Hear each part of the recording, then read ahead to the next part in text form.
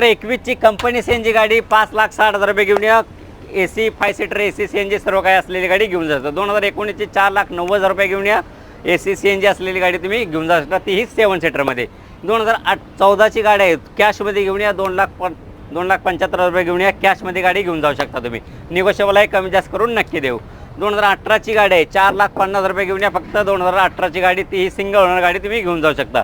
ही गाडी आहे 2016ची, 3,90,000 रुपये घेऊन या। फक्त 2016ची 5 सीटर AC CNG असलेली सर्व काही असलेली गाडी तुम्ही घेऊन जाऊ शकता।